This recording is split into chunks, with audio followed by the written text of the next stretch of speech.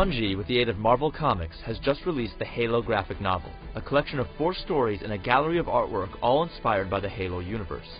Determined not to produce the usual shameless, low-quality video game to comic book crossover, Bungie oversaw the entire project and ended up turning out a fantastic book of art.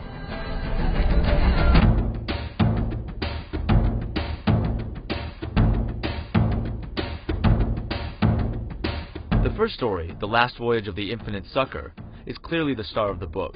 It's almost 3 times as long as the other stories and is a prime example of great writing, layout, and artwork. The story chronicles the adventures of Halfjaw from Halo 2 and his first run-in with the Flood. It also reveals how he lost half of his jaw and details just how deadly the Flood really is. Being the longest tale in the book, the story is given a lot of room to breathe and is well-paced and filled with plenty of energy sword action. Interestingly, the story contains the only appearance of Master Chief in all 4 sections of the book, and even then it's only to establish the time frame. With Infinite Sucker, writer Lee Hammock and Lobo artist Simon Bisley tell their story with grace and attitude.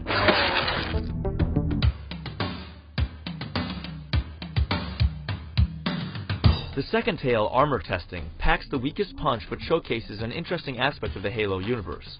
As the title suggests, this short story follows the testing routine for the Spartan armor. It's a simple story told in a simple way with a simple art style.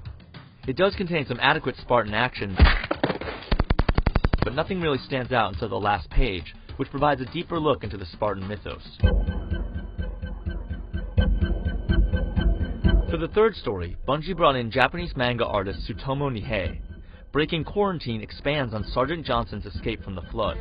The story contains no dialogue whatsoever and instead provides the most visceral and visually stimulating artwork of the entire book.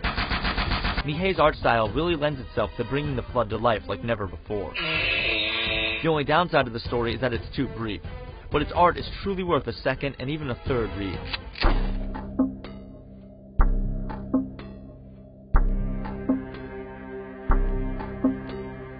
Second Sunrise over New Mombasa is the final narrative of the collection.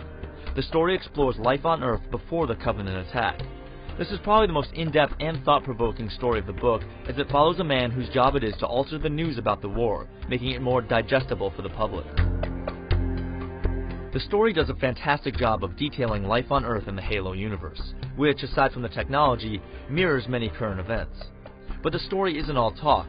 It also contains the Covenant's attack on New Mombasa and the struggle to warn the rest of the world. The art style from comics legend Mobius is unique and well done, but the page layout or paneling is a little over the top.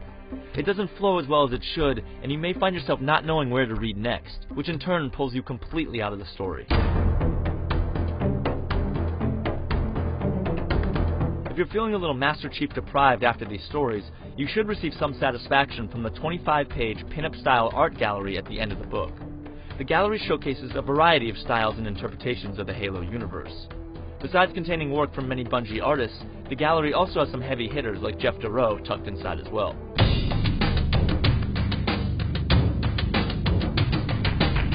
In the end, Bungie went above and beyond with this hardcover collection of Halo-inspired stories and art. They also took quite a risk by not focusing on Master Chief, and should be applauded for trying to expand the universe rather than showcasing their icon. In many ways, this book may get you more excited for Halo 3 than the E3 teaser trailer ever could. If you have little to no knowledge of Halo 1 and 2, this book will offer very little by way of recapping the events of the games.